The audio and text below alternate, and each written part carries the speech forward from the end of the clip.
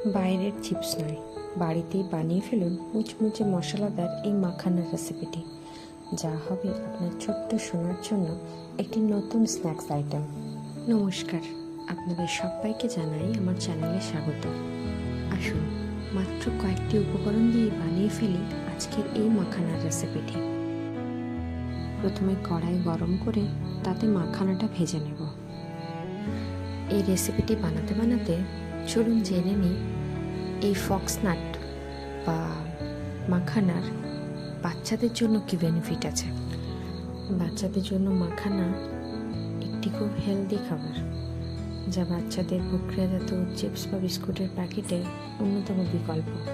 মাখানায় আছে প্রচুর পরিমাণে ক্যালসিয়াম, ম্যাগনেসিয়াম এবং ফসফরাস, যা বাচ্চাদের দাঁত ও হাড়ের গঠনে সাহায্য করে। দাঁড়ান দেখি মাখানাটা ভাজা হয়ে গেছে। দুটো আঙুলের প্রেসারে যদি মাখানাটা সহজেই ভেঙে যায়, তাহলে মাখানাটা ভাজা হয়ে গেছে।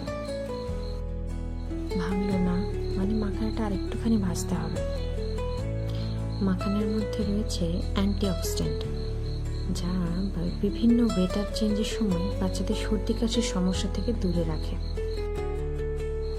এটি বাচ্চাদের হজমেও সাহায্য করে এবং কোষ্ঠকাঠিন্য দূর করে।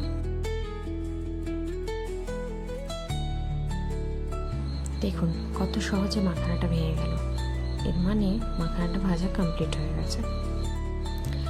মাখানা বা ফক্সনাট একটি প্ল্যান্ট বেসড প্রোটিন, যা বাচ্চার বৃদ্ধি এবং পেশি গঠনে সহায়তা করে।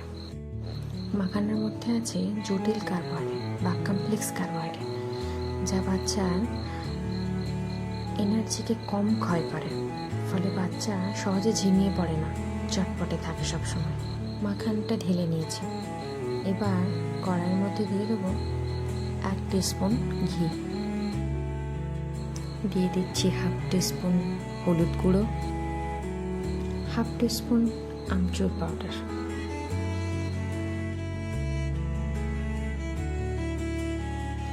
1/2 টিস্পুন গোলমরিচ গুঁড়ো।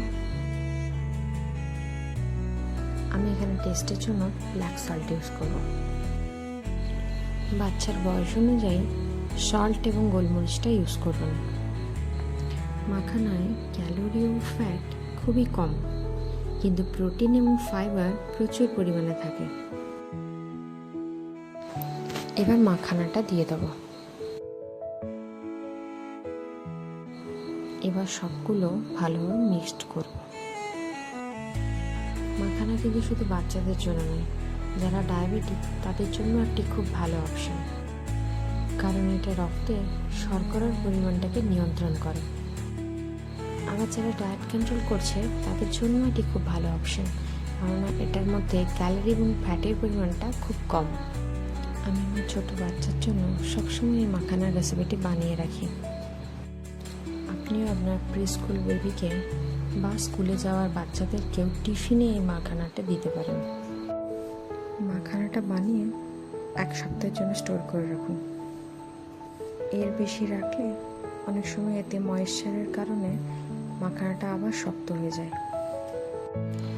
আপনারা অবশ্যই মাখানার রেসিপিটি বানাবেন এবং আমায় কমেন্ট সেকশনে জানাবেন কেমন লাগে।